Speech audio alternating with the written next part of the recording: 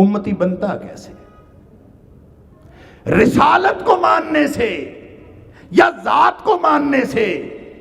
نبی اکرم صلی اللہ علیہ وسلم کی ذات کائنات کی بہترین ہستی اللہ کے بعد، اور نبی اکرم صلی اللہ علیہ وسلم کے بہت سارے فرمان یہ بتاتے ہیں کہ اللہ نے مصطفیٰ بنایا، اشرف المخلوقات، وَلَقَدْ كَرَّمْنَا بَنِي آدم، آدم کی اولاد انسان اشرف المخلوقات، ان میں سے اللہ نے کنانہ کو چنا، اولاد اسماعیل کو چنا، اولاد اسماعیل میں سے کنانہ کو چنا، کنانہ میں سے بنو ہاشم قریش کو چنا، قریش میں سے بنو ہاشم کو چنا، بنو ہاشم میں سے اللہ نے نبی اکرم صلی اللہ علیہ وسلم کو چنا۔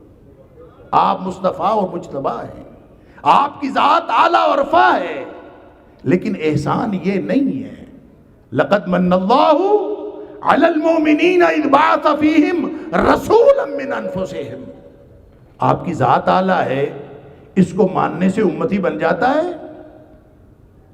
سن لیجئے، نبی اکرم صلی اللہ علیہ وسلم کی ذات کو ابو جہل نے بھی مانا، آپ کی ذات کو ابو لہب نے بھی مانا، آپ کی ذات کو، آپ کی ذات کی علو شان کو، آپ کے سراپا کو، آپ کے اخلاق کو، آپ کے صادق اور امین ہونے کو سارے کافروں نے مانا۔ امتی بن گئے؟ نہیں بنے۔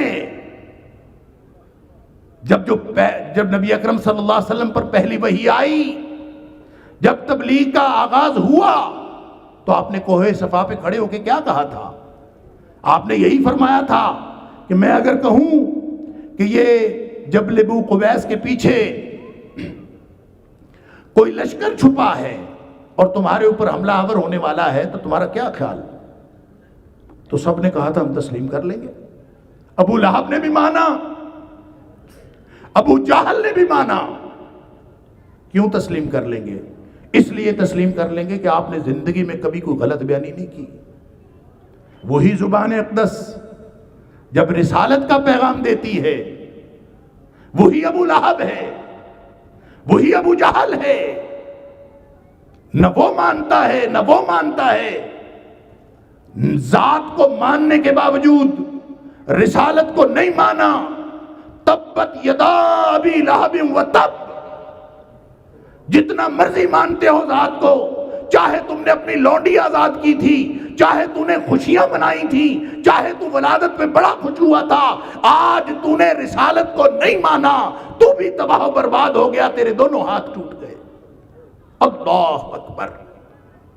تو ذات کو ماننے سے امتی نہیں بنتا، نبی اکرم صلی اللہ علیہ وسلم کی بات کو ماننے سے امتی بنتا، آپ کی رسالت کو ماننے سے امتی بنتا۔